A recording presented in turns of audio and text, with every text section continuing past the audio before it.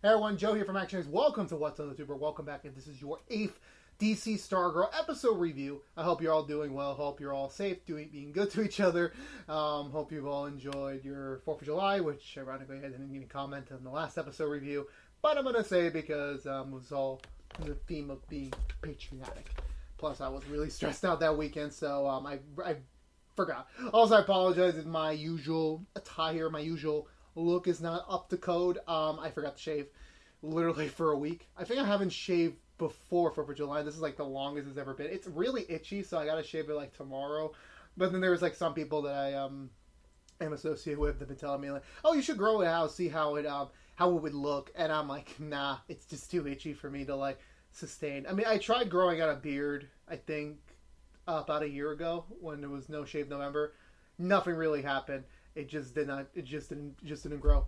So anyway, enough about my beard and my mustache. Let's get down to Stargirl, where this week, after we're getting the second part of this a thriller two-parter event, the kind of the midway point of the season. And now that I have now that we got part 2, we kind of have this established like what the story is. I feel like this definitely served as a turning point of the story, where the first half was definitely uniting a whole new generation of the Justice Society, and the second half is realizing that there was another deeper threat on the horizon besides the regular Injustice Society, that there is actually another generation out there. So the current JSA might have a lot to deal with hopefully later on in the season. But until we get to that, let's overall in this episode, I really enjoyed it. I feel like this is it definitely I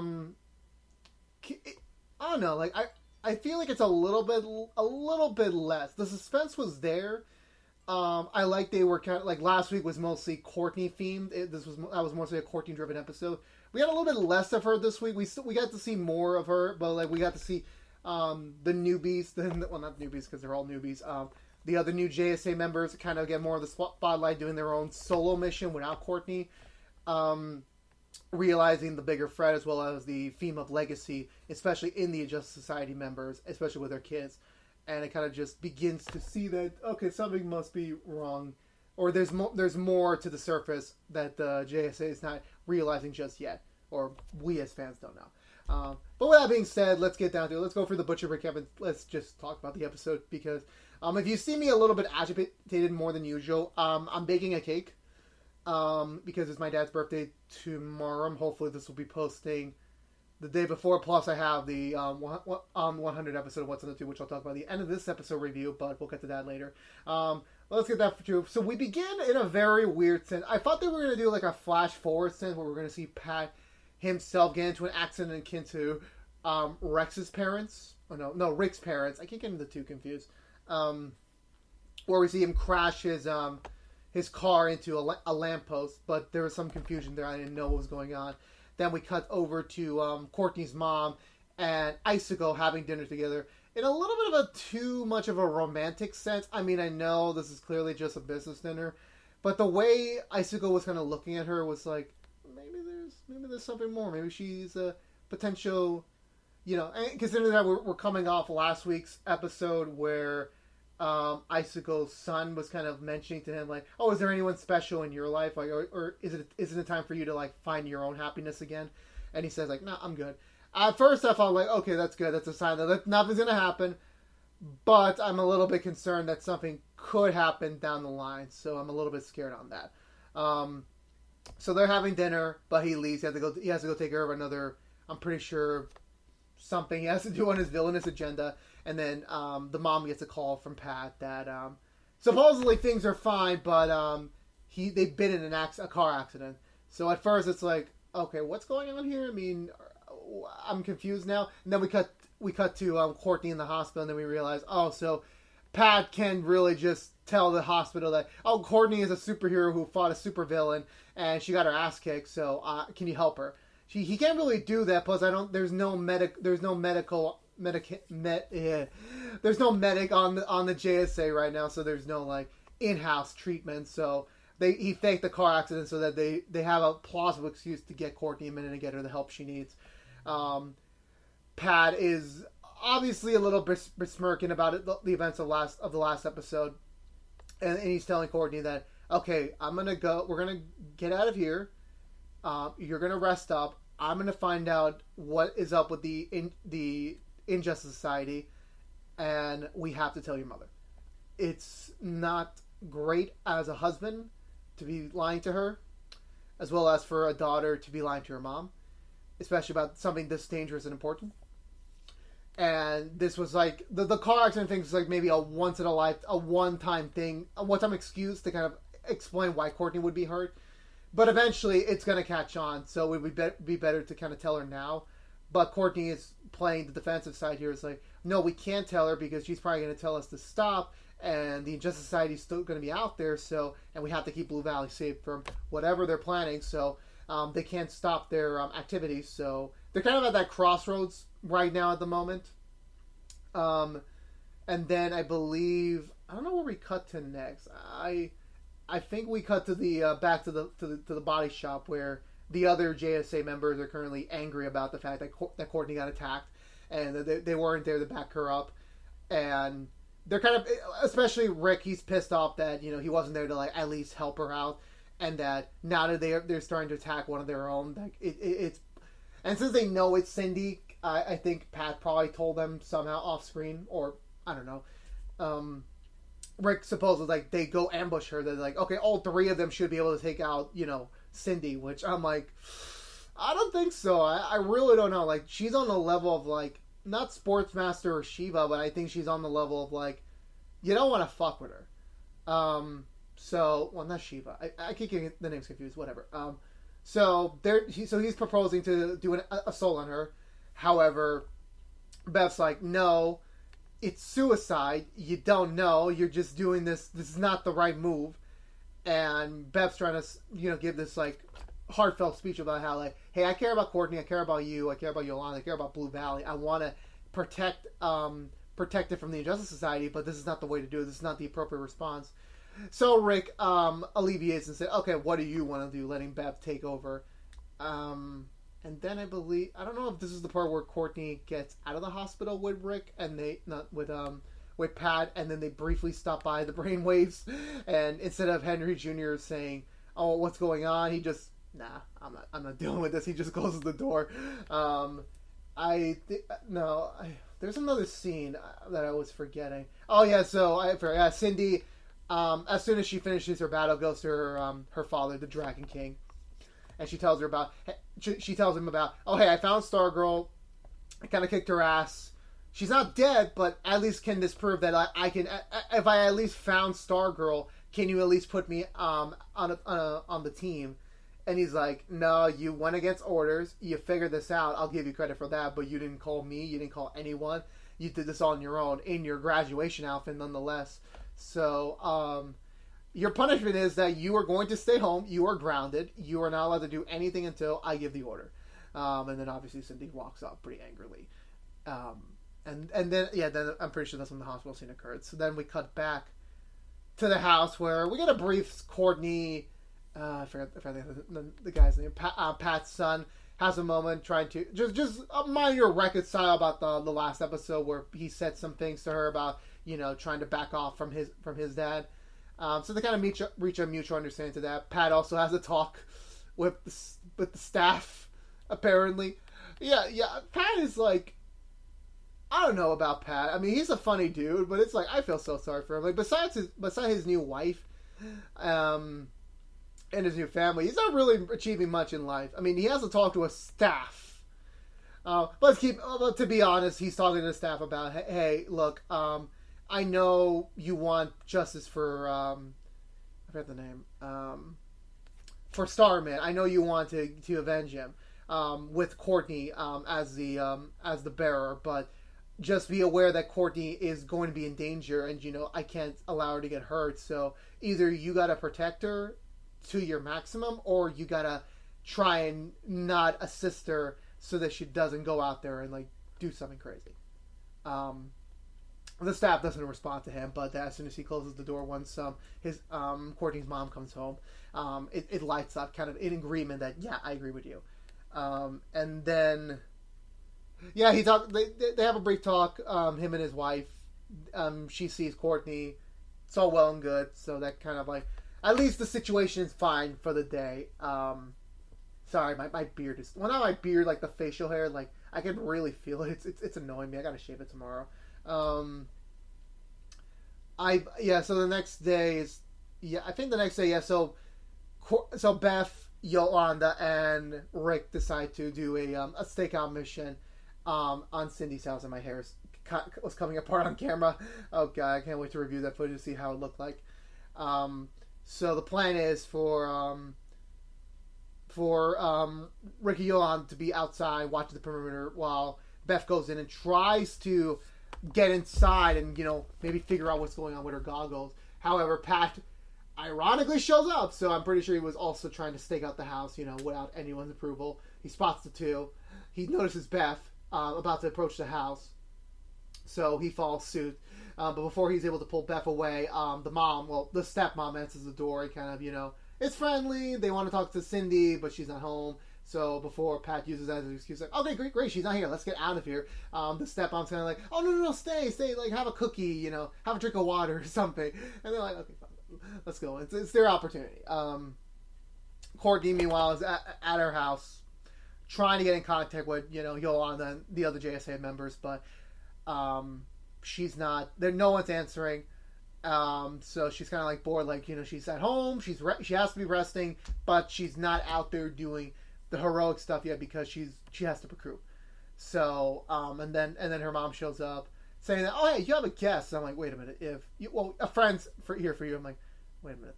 Your only friends are in California, or they're staking out your arch enemy's house. Who is your friend? And then it's like, oh no.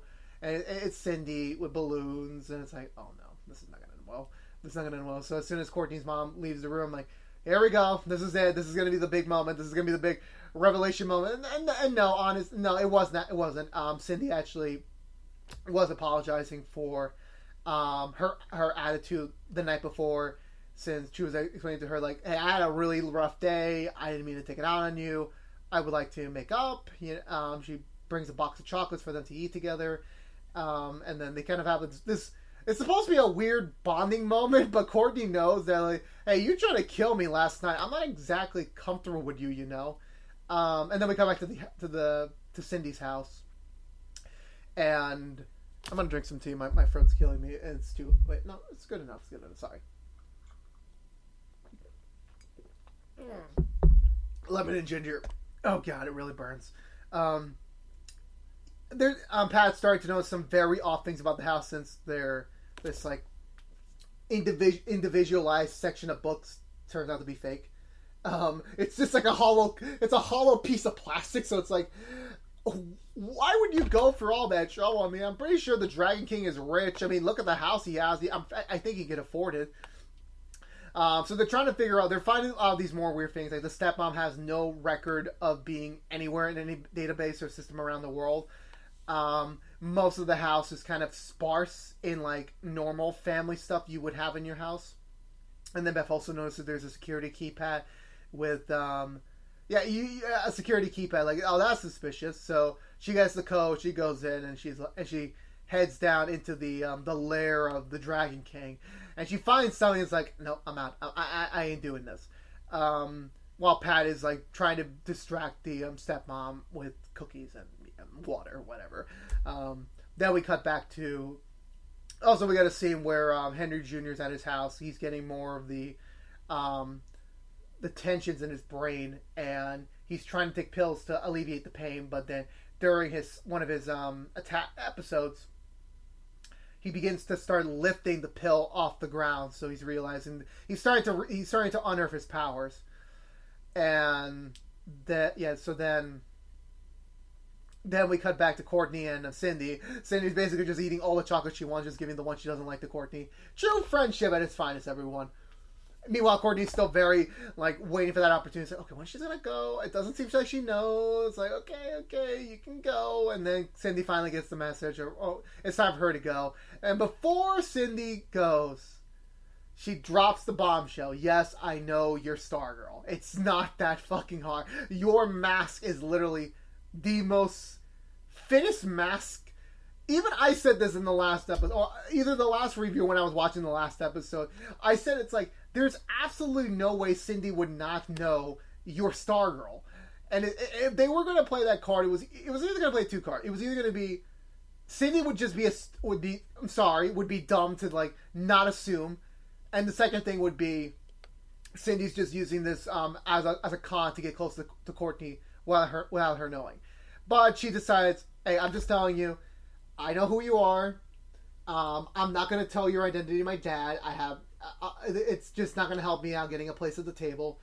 But I'm going to kill your friends. So she leaves, and Courtney's realized, fuck. So by that time, Yolanda finally answers her phone. She figures out what's going on. Beth manages to get out of the house, and then gets in contact with the other JSA members because she wasn't able to like get any reception down there. So she heads to Cindy's room, trying to find some piece of evidence to help them out, figure out this connection between Cindy and the ISA. And she finds this picture of this Chinese scientist, warlord, general, I forgot what the name was, or the title was, and the history about him. He's done some dangerous things back in the early 20th century. Supposedly he was killed back in 46 or 47. So they're all wondering, why does Cindy have a picture of this guy in her room? But however, Cindy gets home. She's about to head to her room while Beth's in there. And as a response, Yolanda puts on the Wildcat suit to kind of get Beth out of there, and Rick catches her. So the three manage to get away, plus Pat, get away without being detected. And then Courtney tries to get her staff to go out and, take on Cindy before she can attack her friends. And, staff's initially showing some resistance, obviously as a sign that Pat is, his words went through to the staff. But then after Courtney said, hey, Pat and the others are in trouble, they need me, then the staff lets up and is like, okay, let's go. So, and Courtney gives no... Also, there is a scene where Icicle is interrogating some guy. I think it could have been the guy who was responsible for his wife's death. I believe so. I'm not sure. The context of this conversation was kind of over my it was over my pay grade. I couldn't make sense of the conversation. So, but he died. So, oh well, that's Icicle for you. What are you gonna do about it? Then Courtney Stargirl decides to take the battle to Cindy. She literally attacks her in her home. I think it's the first time I've ever seen anything on the superhero media where the hero actually goes to the enemy's house and actually, attacks them in their own room. So even without the suit, Cindy's able to keep her own. They have a pretty cool fight scene. Courtney definitely is more... The anger is feeling her in this battle than the last battle. So she is getting more hits in. She is trying to hold her own more often. However, when they take the fight out to the streets, ironically, Henry Jr. shows up. Also, another scene I almost forgot. There was a scene where Henry Jr. was playing around with this key. And he was trying to see where it would fit. And then he finds out it fits and opens up a secret compartment in a bookcase that has Brainwave suit and a letter from the Dragon King that contains Cindy's picture. It's like, thank you for this agreement they made. And then I think Henry Jr. goes off to kind of like to talk to Cindy herself. So then we cut to the fight where Henry Jr. does show up. He is very confused on what the fuck's going on because he sees his girlfriend fighting a superhero or someone in a costume. And then he's just very confused with what's going on. And then once Cindy manages to pin Courtney down,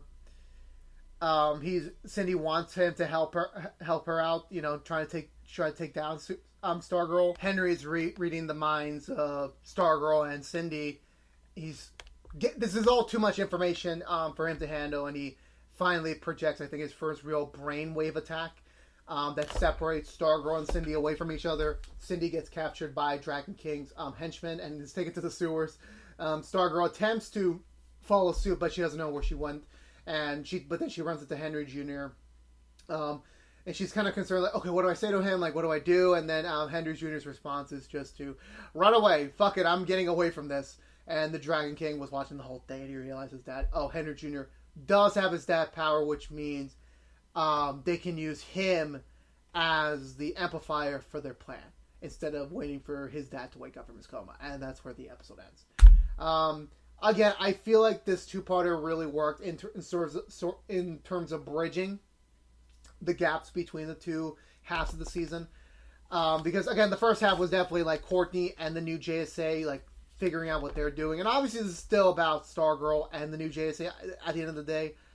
But I think the second half is going to introduce, there are more sinister things at work, that there is another generation of the ISA, that even if the JSA are able to take down the original, there's another generation that's there. Isn't it kind of a coincidence that, like, they all can, like, let's just put Courtney in the situation, like, the entire Justice Society is like, okay, we're going to all conveniently have kids at the same time so they can all be in high school when the successors come around. Like, so we have Icicle, Dragon King, and Sportmaster and Sportmaster and Sheev, or Lady Tigress, I forgot what the name was. And also Brainwave's son. So we have 4 new ISA members ready to go. And so I feel like I highly doubt they're going to, like, do all this in one season, but if they were to, like, wrap up the whole fight with the originals and then have season 2, which also, fun thing, season 2 has been confirmed. Thank the freaking Lord. We will be back. There's a sad news about that I'll talk about another day. But the thing is that season 2 will be going on the CW, but I'll talk about that in the season 2 prediction when we're eventually way down the line in August and September. I'll talk about that then. Sorry about my grammar. What was I talking about? Oh yeah. So to get back to this one, I feel like this episode does do a great job on bridging the two halves. Like, we're starting to introduce more elements. Like, we're getting the ISA's version of, like, getting a new team going. Even though it's not what they want originally, they gotta know, like, okay, there is Artemis, there is Cindy, there is Henry Jr., there is Icicle's son, which I keep forgetting the name of it. I keep forgetting his name. They are there, and then they're going to be set up to be potential, like, actual weapons and rivals against, like, the current new JSA. So it'll be interesting to see how that turns out. But this episode does raise the stakes. I mean, how do we continue with Cindy knowing about Stargirl, real identity? Where does the JSA go from here? Again, I haven't seen the promo for the next episode because I was watching on the CW.com since my dumbass forgot to DVR it again. So I didn't get to see the promo yet, so I have no idea what next week's in the show. I'll probably watch it after this, but I won't edit anything in. But yeah, I really enjoyed this episode. I really did. I can't wait to see where the next episode is going to take us, as I think we're reaching the end. I mean, we got 5 episodes left, I think. I think it's only 13 episodes, so we're reaching the end. So I can't wait to see how they're going to wrap up this journey. At least this leg of the journey before we start the setup for the second one, which thankfully has been confirmed. Thank God. But anyway, 2 thumbs up in my book.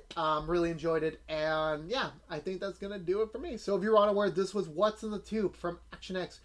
If you want to see more of What's in the Tube, or you want to see what we're doing overall What's in the Tube, we also do Doom Patrol Season 2 episode reviews each and every Saturday. Normally, after a brand new episode on Thursdays on HBO Max and DC Universe, both streaming services. We also do Perry Mason episode reviews each and every Monday after a brand new episode on HBO. On Sunday nights. But if you don't care about Stargirl, we post a brand new episode each and every Friday after a brand new episode on Monday on DC Universe, the streaming service, and on the CW on Tuesday nights. But you can catch it all for free on Wednesdays on the CW.com and the CW app, which is where I watched it. So we'll be back next week. Also, good news again, confirming we are getting a season 2. The show's been confirmed. It will only be streaming it will only be a CW exclusive. It will not be going to DC Universe, sadly.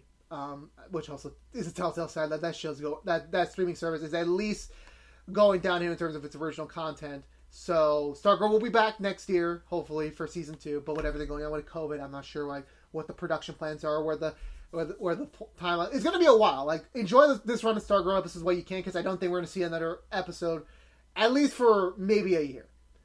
If they were to keep the same production style. We'll talk about that when we get to season 2. But yeah. However, this weekend we're going for a little bit of a scheduling snafu because next time we are celebrating the 100th episode of What's in the Tube. That is right, 100 episodes of the overall show. I have done this. This is review 99, episode 99. Next time is the 100 episode, which will be a How I Met Your Mother series review with George Papandreou. He's back. You haven't seen him since the Crisis review. He's back next time. Well, not next time. I'm just meant the overall next time, not the Stargirl next time. So he'll be on that. I can't wait for y'all to see it. It's going to be a fun one. And then after that, we're going to kind of approach a new, like, it's still the same What's in the Tube, but it's going to be a little bit more higher quality in terms of work. You'll see after episode 100 is over.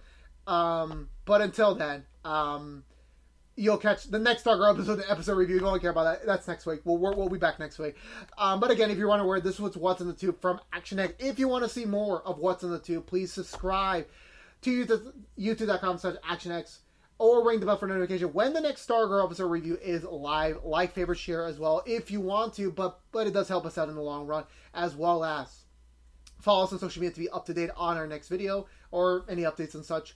And I'll see you Stardazers next week. So, peace out.